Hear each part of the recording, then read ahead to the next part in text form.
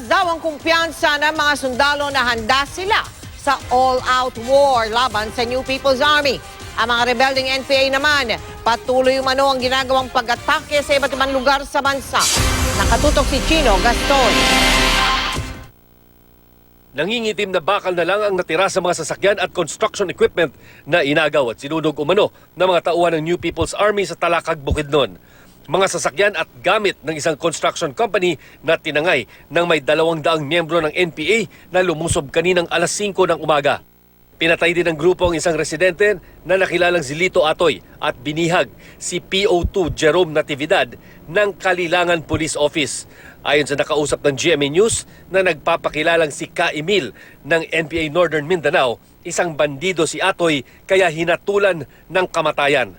Nakuhanan daw siya ng isang M16 rifle, bulletproof vest at 2 .45 caliber pistol. Ang kumpanya naman daw ay hindi sumunod sa kanilang mga patakaran.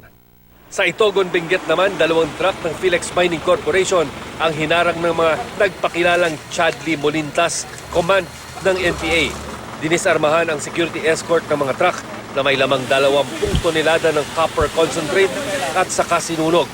Agad daw sinaklolohan ng PNP ang truck at inapula ang apoy.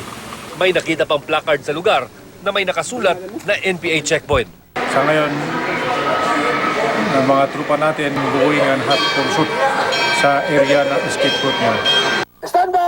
Handa naman daw ang mga sundalo sa Caraga Region sa isinusulong na all-out war laban sa NPA. Mataas ang kumpiyansa ng mga sundalo, lalo't kompleto ang kanilang mga gamit mula sa mga bota, uniforme at ang bagong Remington R4 rifle. Ito ang makabagong baril na ipinalit sa dekada 70 pang disenyo na M16 rifle. Patuloy rin ang pagsasanay ng mga sundalo. Mas maganda ito, sir. Bakit? Kasi mas malakas tapos medyo mas magaan siya.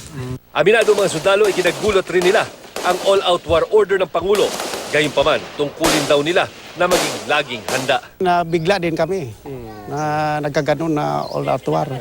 Maganda na sana yung ceasefire sana. Wala kaming magawa. Sumunod na lang kung ano ang utos sa high headquarters. Ang mga lugar naman sa Caraga Region na itinuturing na NPA influence, di daw nababahala. Di naman daw bago sa kanila ang military operations laban sa NPA. Di man mapagkakailang may sympathizers ng NPA sa lugar, huwag naman daw sana madamay ang mga sibilyan.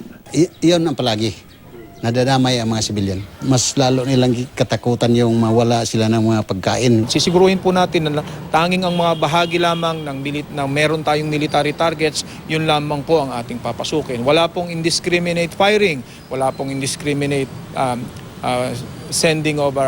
using of artillery pieces. Chino Gaston, Nakatutok, 24 oras.